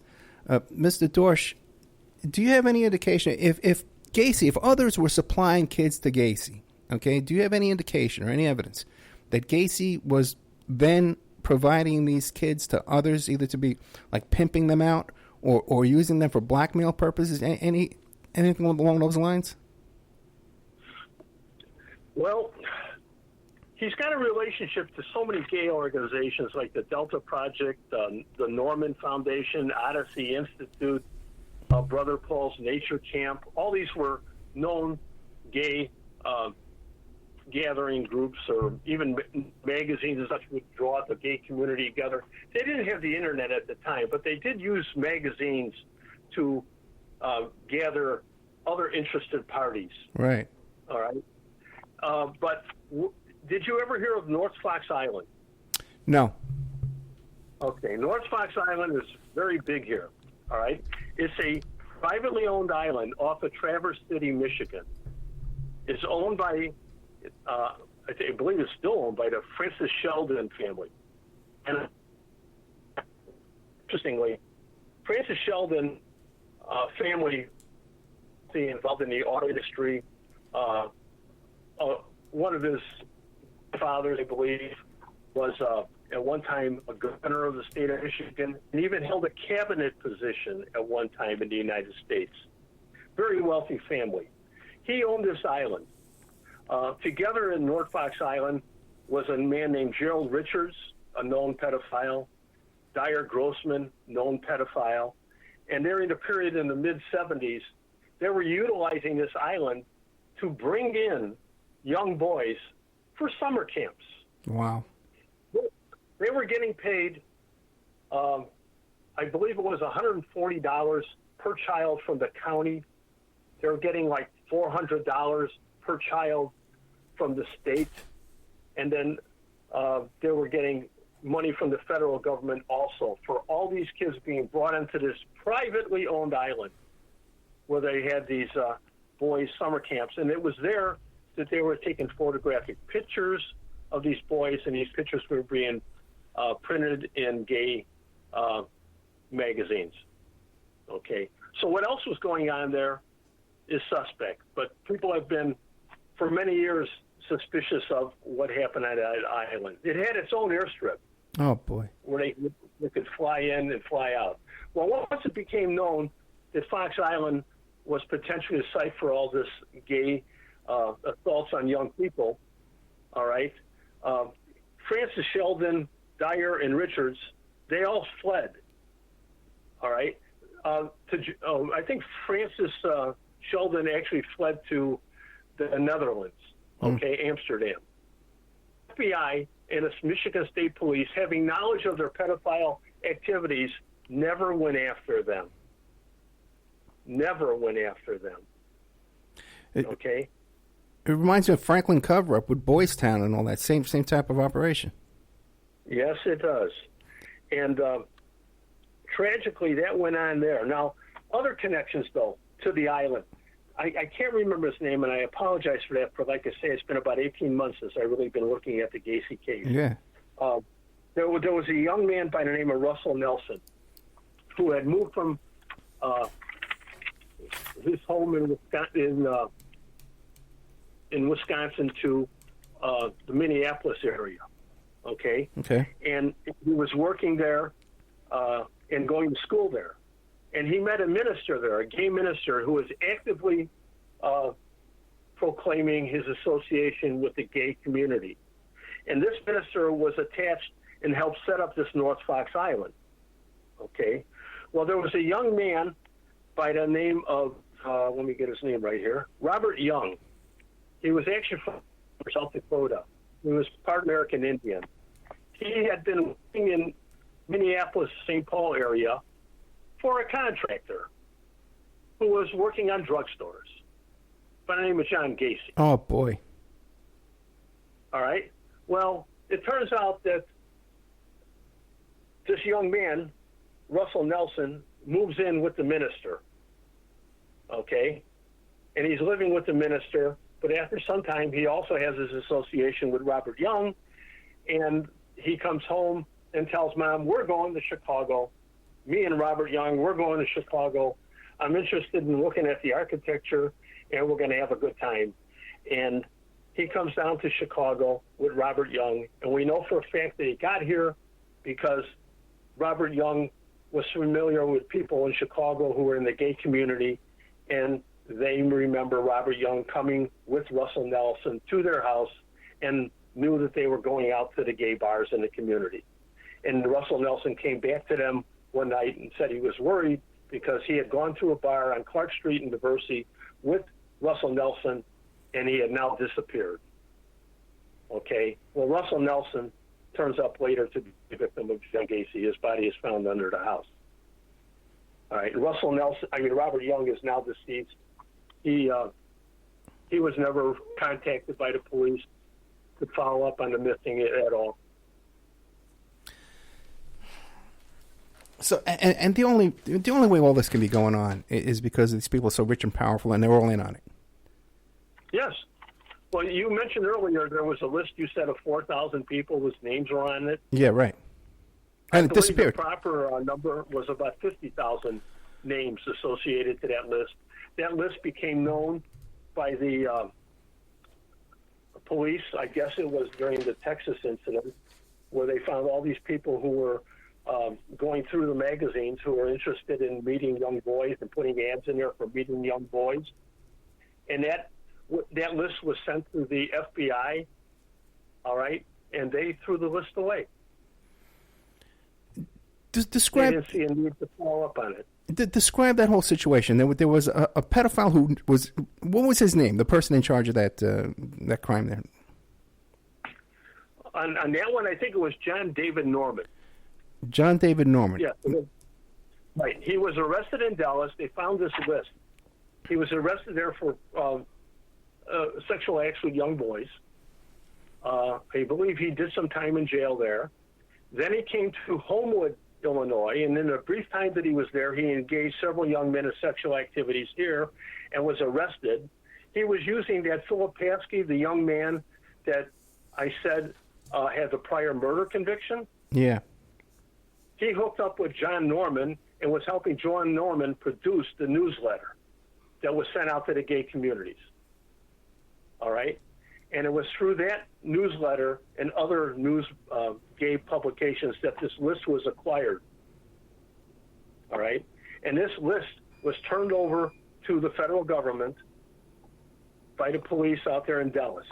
Not Houston, it was in Dallas. And that list disappeared. They didn't see any reason to follow up on any of the names attached to the list. And the connection to Gacey is through Philip Paskey, who worked for Gacey. Yes. We know that for sure. Okay? And there's another guy, let's see, going back, Harold Wayne Lovell. It was an interesting story. A man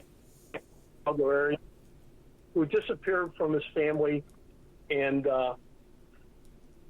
wound up being arrested. Oh, God, where was he arrested? I think in Aurora for passing bad checks. But he said he had gone up there to work as a carpenter in pharmacies when John Gacey was up there working in pharmacies. Okay. And then Harold Wayne Lovell disappeared, and many years later, during my investigation in the 2000 years, suddenly reappears. His family found him alive. They thought he was a victim of Gacey, but not identified.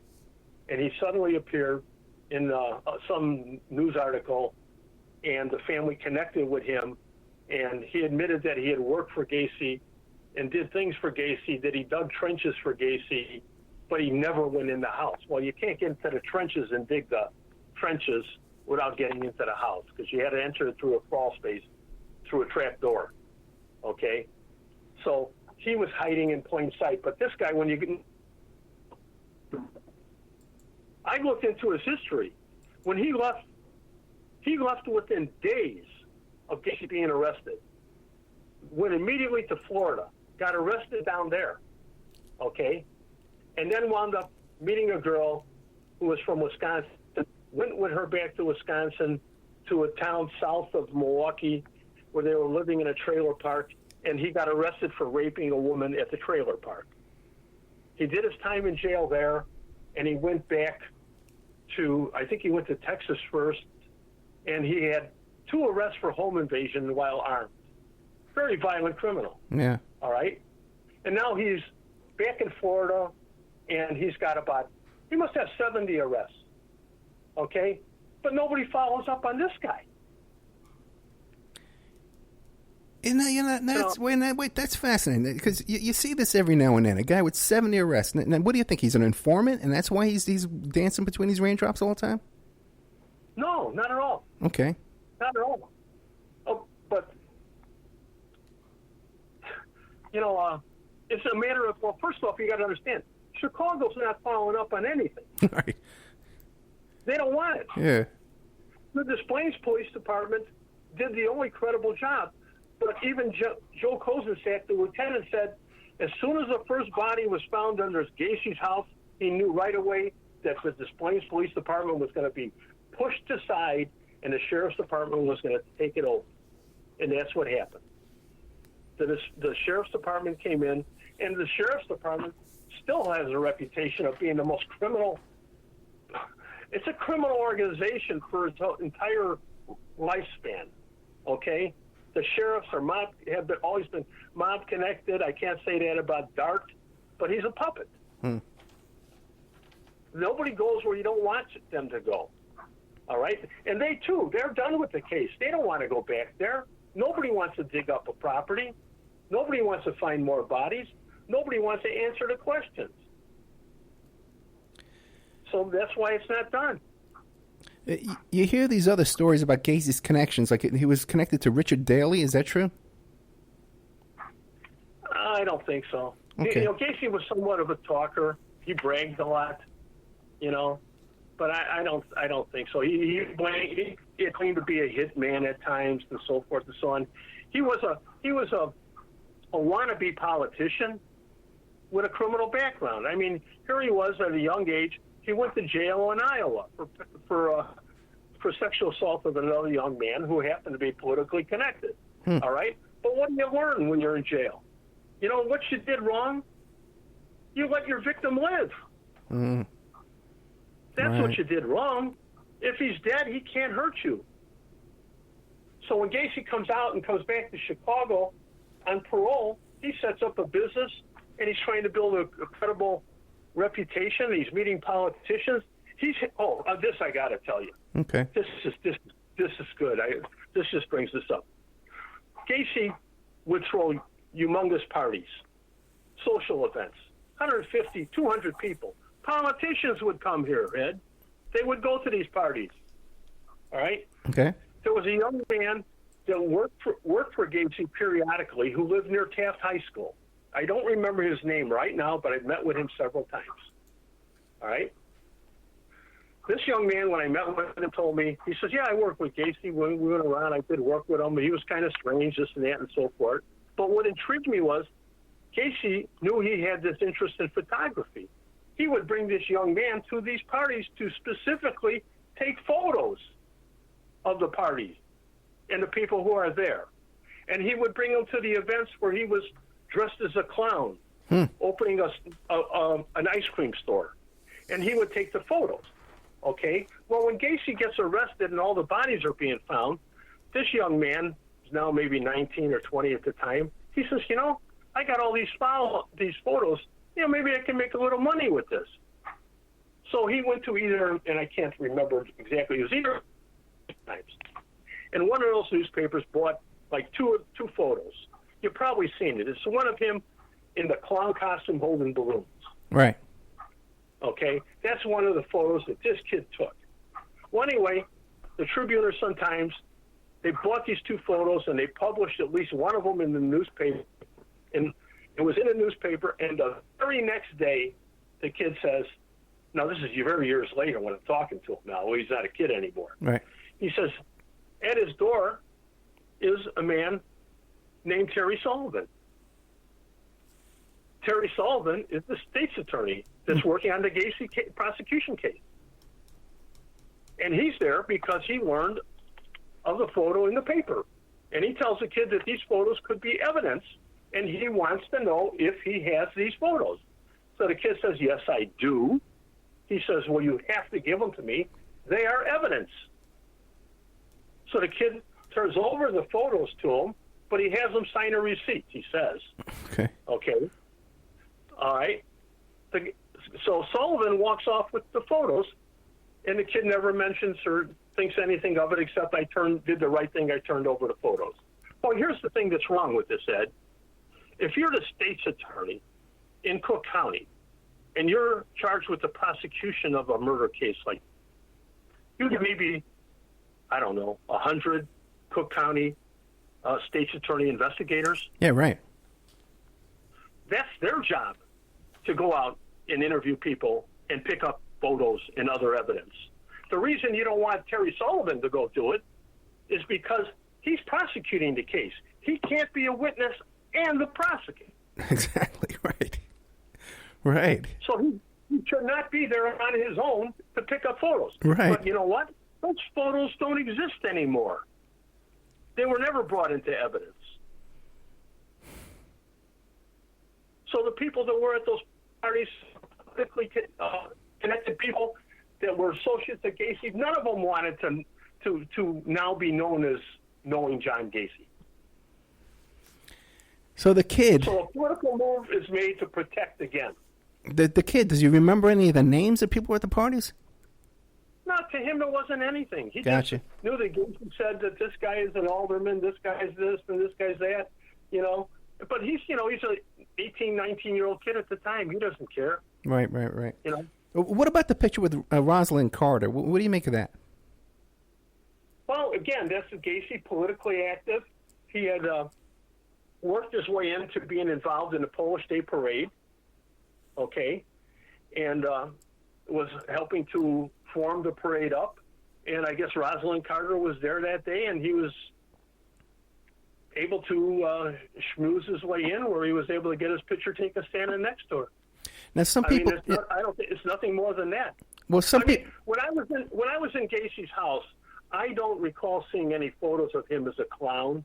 I don't remember seeing any photos of politicians. But he did tell me in '74 that he was working with politicians in the Democratic Party.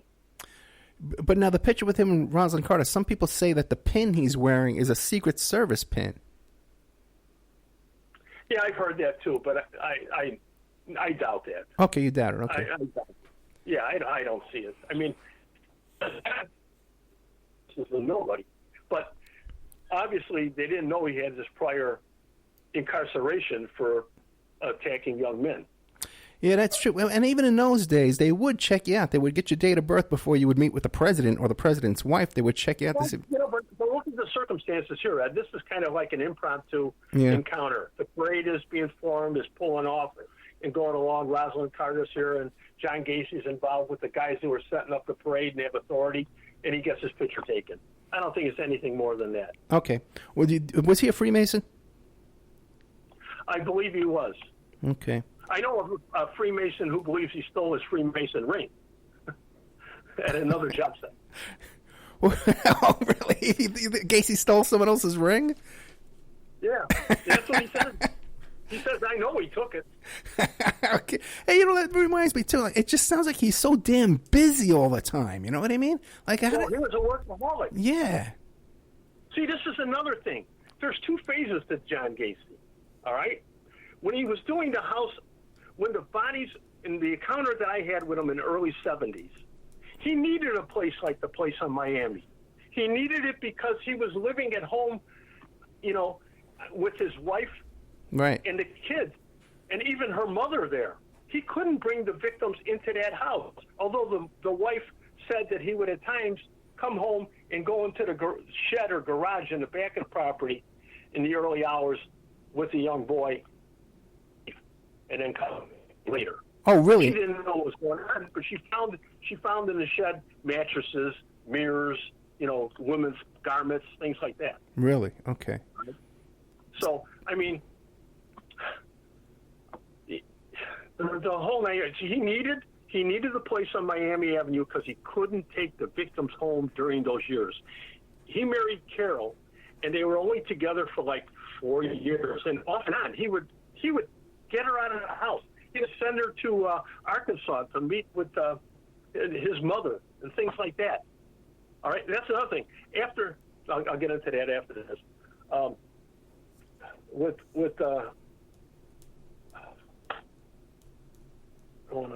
losing it here again. I thought I didn't have any notes to this. Well, the mother. In the building on Miami Avenue. Okay. I'm getting off of where I was because I can't remember where I was. That happens. Sorry, Wait, but you knowledge about Gacey in my head. You were saying something about the mother in Arkansas. Yeah, he would force her out of the house.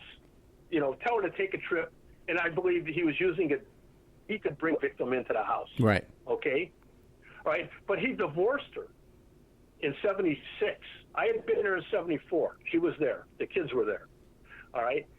But in '76, he divorced her. Now he's got this opportunity now to use the house. He didn't have that before. Those holes in Miami Avenue were being pre-dug. All right? Remained unfilled for days, sometimes weeks, the residents. And then we believe bodies were buried. Your audio is breaking up pretty bad. Are you moving around or something? I moved the pad on my desk. Maybe that's it. Okay. Okay. I'll stop that. So he was moving these people to Miami Avenue, probably from assaults at his own house. There was a family living in the basement of the house in Miami, who I knew. I knew them because I grew up with the wife and the husband. I knew them both. The husband was a Chicago police officer. They lived in the basement apartment of videotaped interviews. They talk about knowing Gacey. They talk about the weirdness of the man. They talk about him coming into the building at odd hours. They even recall several times their bedroom, one wall was on the entrance common area of the building where people had lockers and laundry facility. And I remember being awakened several times by the door hitting up against the wall and waking them up. And they would get up and the husband would, Bruno Musinski, would go to the window and he would look out and he would come back and he'd see John Gacey's car out there. And he'd say, oh, it's just John. I don't know why he's here, but he's here. Right. Well, Gacey had a storage locker also in that room. And not a storage locker. It's like a bin, like a maybe floor to ceiling and maybe 6 feet deep by 6 feet wide. Okay. But you couldn't see into it. And so he had access to that. But think about it. If you're there at 2, 3 o'clock in the morning and the door is banging up against the wall, wouldn't you want to be quiet? But maybe if you're carrying something heavy, you really don't have access to grab and control that door. Right. All right? But now the bodies are being found later. But here's the thing. They told the police about this later when I introduced them. They didn't care. Yeah. They didn't care. And also, other people in the building also said the same thing about Gacey. Let me ask you this, because we're running out of time. Now, when Gacey's in prison, he's convicted, he's in prison, does he make any kind of confessions or any kind of statements that would allude to any of this? Oh, he asked why wasn't, when he was in the Des Plaines Police Department, it's in Joe Kozensak's book. The title of the book is The Chicago Killer. Right. It's about the Des Plaines investigation. He says that when Gacey was brought in, after they had arrested him and brought him in after the first body was found, he asked, are Rossi and Cram here too? Because they're involved. He says Cram also dug most of the ditches in the trenches underneath the crawl space. The Rossi did it. All right? So, I mean, there's so much that didn't go on that should have gone on. Yeah. There's so much cover up to this day. But the thing is, but in prison, did he ever keep making those kind of statements saying, hey, it wasn't me alone. Hey, look at this guy. Because he was selling his art. He had contact with people in the public. Well, yeah, he didn't, I often thought, because of my curiosity and suspicion about that, when he was in custody, waiting in the penitentiary for his execution, I had thoughts about, should I go down there and talk to John? I'm sure he talked to me because he would remember that association we had. But, then it would always follow with the thought, what if I go down there and I say to John, this is an opportunity for you to save yourself. You can save yourself from the execution. If I believe that there's bodies on Miami Avenue, if there are bodies on Miami Avenue, tell me. Yeah. Tell me. I'll take it to the authorities. And you know what's going to happen, John? You're not going to get executed. They got to open up a whole new investigation. But I thought, do I really want to have that responsibility of saving this man who deserved death? I fully believe that this man deserved what he got. And I knew that if I went down there and he said, yeah, Bill, there's bodies there, I'm saving this guy's life. Yeah, but the thing is, too, is there's so many other people have gotten away with it. If there's so many other people, this island, you tell me Fox Island and all this other stuff going on. You know what I mean? You could have... Yeah, but I didn't know that at the time. Yeah, right. That wasn't until years later when I decided to look into it again after a meeting with Marino and saying, if they're doing this to here, what else am I missing? Yeah. So all that time Gacey was in prison, he never made a statement saying, hey, there was a bunch of people involved, and just only that one time when they first arrested him. No, he made statements about Cram and Rossi. In prison later on? Yeah. Okay, but those are the only other people he ever mentioned? Yes. Okay. Oh, boy. But tragically now, a lot of these people are passing on. They're dead now. Right. A lot of people. Right. You know, even my witnesses. I'm lucky I have my witnesses on tape. You know? Right. I mean, I've done what I've done, and as soon as I free up for what I'm doing, I'm gonna be into this 100%. Because I gotta tell this story.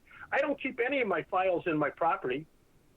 I don't keep them here because I don't trust the city of Chicago, the Cook County Sheriff's Department, and the state's attorney. I don't keep them here. Yeah, I can understand that. I've had enough death threats already from my activity with the Guevara cases.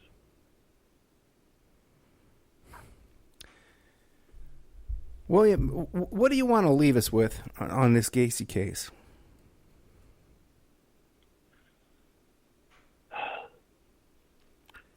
I sometimes wonder, why am I doing it myself? Yeah. Okay.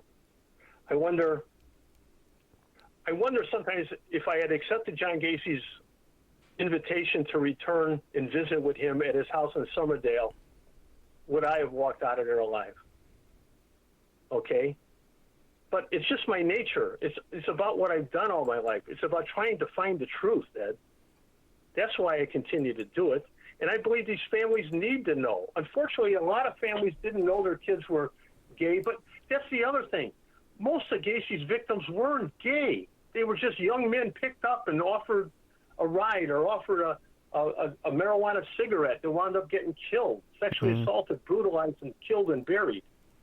You know, I do it for them, you know, and hopefully we'll get the answers to these things. And that's why, you know, people like Steve Becker were of help in finding Mrs. Marino's answer. But she's only got the answer. I truly believe that Gacey killed her son in Kenneth Parker. I believe that because everything fits. But her son's body is not there. So where is he? Could he be on Miami? Yeah, he could be. Let me ask you a question, because whenever I try and interview Steve Becker, he always says, well, we're negotiating this, we're working this. What else is pending? What else is going on? Nothing. Okay. He's an attorney. He just doesn't want to talk to me. Okay. I brought him into the case and asked his help to do it pro bono, no cost to Mrs. Marino, and he did a great job and got the answers for it. But he sees a story here, okay? So he's not her attorney for life. He's not representing her for life. I'll bet you he's never talked to her in 5-6 years. Okay. You know, I don't know. But he still claims he's working for her. Oh, okay. I got you. Know, so, but that's where it ends. Well, at least he got you to me. He got me to you, so I'm happy with that. He did his. I'll tell you. Yeah. Like I said, the last guy that came to my house was here for a total of 63 hours over more than a week. No, I believe He it. kept coming back. Yeah, this is blockbuster information. This is great stuff. Now, if people want to get a hold of you, they want to get a hold of William Dorsch. How do they get a hold of you? Well, you can go to my email, pidor44@att.net, or just Google my name or NLIS Investigations, and you'll find me. Yeah, that's like true. I said, I haven't put my webpage up anymore because I don't really have a need to. I got more work than I need right now. Yeah, that's very true. If you Google William Dorsch, Dorsch, many hits come up. You can find him right away. Mr. Dorsch, thank you so much. You know, if anything new comes up, give me a call. Okay, we'll put you on air right away.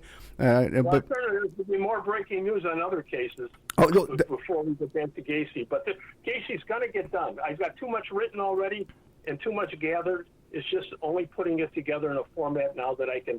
I guess I'm going to have to tell the story. Yeah. It's like I told Larry Potash from WGN.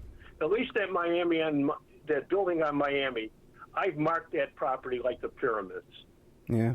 Okay. Forever, that property will be known for what I did. And hopefully we'll get the answer one day. Thank you so much. Okay, we're out of time. Thank you. Right. Good night, sir. Thanks. Whoa. Incredible stuff there. Great stuff. Thank you so much. William Dorsch. Great information. We'll be right back after these messages. A little wrap-up for you. Man, William Dorsch, my God. The guy's really doing some work there. And now a word from our sponsors.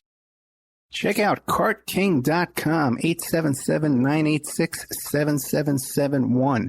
Have you ever thought about opening your own mobile cart or kiosk business? Perhaps your current business wants to add multiple point-of-sale locations across the country quickly. Maybe the facility you manage could kickstart revenue by adding coffee, food, or retail services, like let's say you own an office building or a warehouse. Put one of these carts there in the lobby. Well, CartKing.com can be the answer to your needs. CartKing.com is a North American designer and manufacturer of the finest mobile retail coffee and food carts and kiosks money can buy. For 20 years, CartKing.com has been working with clients and corporations across America to provide indoor and outdoor carts and kiosks for any application. From large, heated, and secure outdoor retail or food kiosks to smaller, more mobile coffee kiosks or coffee stations, coffee carts, CartKing.com designs and builds them all. Carts and kiosks are fun, and so are the dozens of designs on the website, CartKing.com. Please visit today at CartKing.com or just call them at 877-986-7771. Tell them Ed Opperman sent you and you get a good deal. Remember, all these shows on Awake are brought to you by emailrevealer.com. You can go to emailrevealer.com and get a copy of my book, How to Become a Successful Private Investigator. You also do all the kind of different services for you. Online dating service investigations called an online infidelity investigation. And that's where you give us your husband or your boyfriend, your girlfriend's email address, and we trace it back to their online dating websites, and we return a list of all the dating sites that email is registered to. We can expand on that investigation and trace it back to porn sites, escort service sites, swinger sites, gambling websites, and even prescription drug websites, and all kinds of digital forensics, computer and cell phone digital forensics, where we can recover deleted content from an email or a hard drive and produce a report for you that you can use in court. That's emailrevealer.com, or you can contact me at oppermaninvestigations@gmail.com. The Opperman Report is brought to you by SubhashTechnosis.com. Subash Technosis is a search engine optimization and website design company. They're located in India, so you know you're going to save a lot of money and get top quality service. They offer all sorts of business process outsourcing, data entry, banking BPO services, recruitment process outsourcing, software testing, offshoring research network, customer care, press release, content writing and distribution, and much, much more.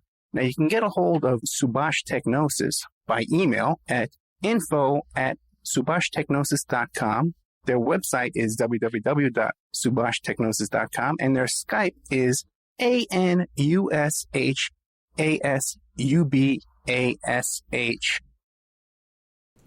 Okay, welcome back to the Opperman Report. I want to thank William Dorsch, William Dorsch, DORSCH from NLIS Investigations. But his life's work there on the Gacey case. These guys have really pulled up some great work there. If you like today's show, check out OppermanReport.com. And we have special content, extra content, exclusive content in the members section. And it's by becoming a member that it funds the show, it supports the show. That's what keeps us going.